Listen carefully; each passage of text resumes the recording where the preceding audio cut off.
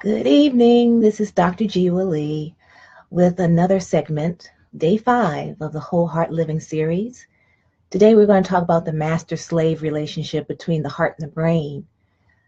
In an earlier video, I shared that the heart has its own intrinsic nervous system, meaning that it's independent from the central nervous system that governs the rest of the body. This intrinsic nervous system senses and regulates and remembers and sends signals to the brain, primarily to the medulla part of the brain, which sends signals to the autonomic nervous system.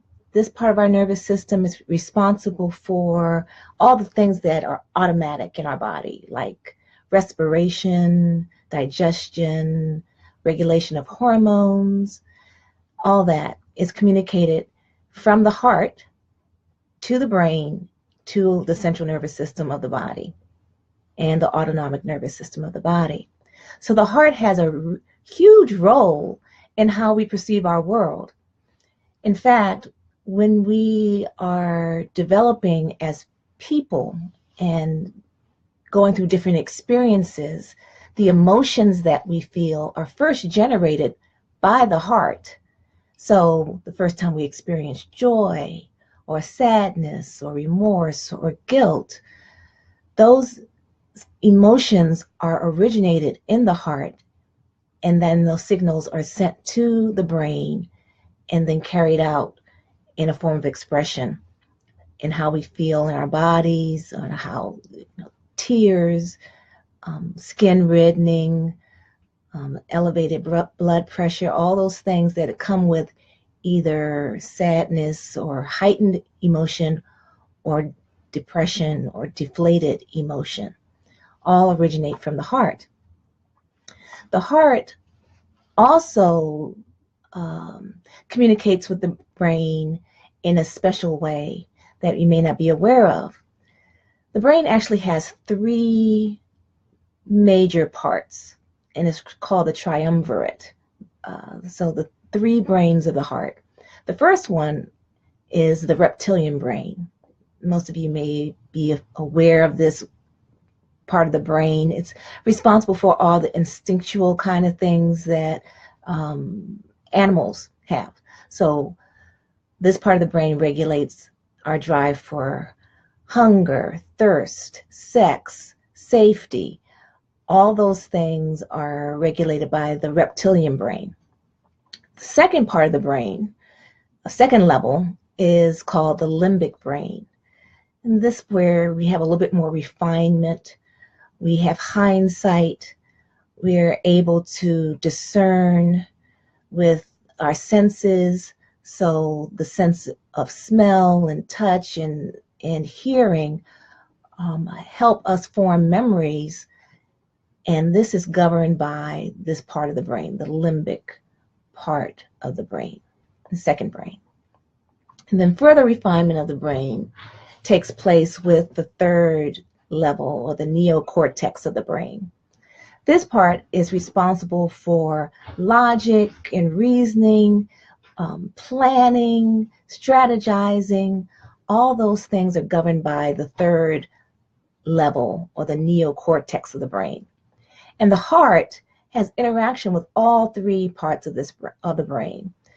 The signals go from the heart to the brain, and there's a structure in the brain called the thalamus. It acts like a traffic cop, and it sends signals, direct signals to various parts of the brain from the heart. And so it determines whether or not signals go to the higher levels, the second or third part, or if it stays in the first part. So have you ever heard of the expression, when emotions are high, intelligence is low?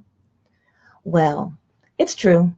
When we're in a highly emotional state, a lot of times logic and reason just gets thrown out the window. And the reason why this is because of how the heart is sending signals to the brain, and the fact that those signals do not reach the higher centers. So it does not reach the third level, or the neocortex. So logic and reasoning and all those kind of things are just thrown out the window.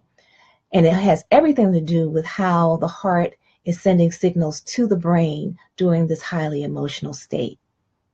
So the heart is governing everything that we do. It's constant feedback loops that are taking place within the heart and the brain and all the cells of the body. And so when the heart becomes diseased, not only is the heart diseased, but all the other parts of our body are affected by the performance of our heart. There's something called, let me make sure I have this right so I can say it right, non-amnestic mild cognitive impairment. So again, that's non-amnestic mild cognitive impairment. And that's a fancy word for saying that you have, it's not amnesia, it's not that you have that's causing a thinking impairment, but it's actually a mild cognitive impairment, meaning that logic and reasoning are impaired, even though you have all facilities of recall and memory.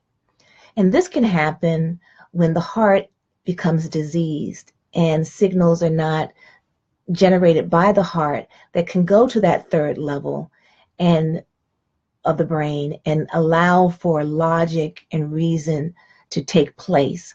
So if you have people around you who are sickly and they have trouble reasoning, and their reasoning skills seem to go by the wayside, a lot of the time, well, not a lot of times, the reason for this is that their heart is affected. Their heart is diseased. And so it's affecting their ability to reason.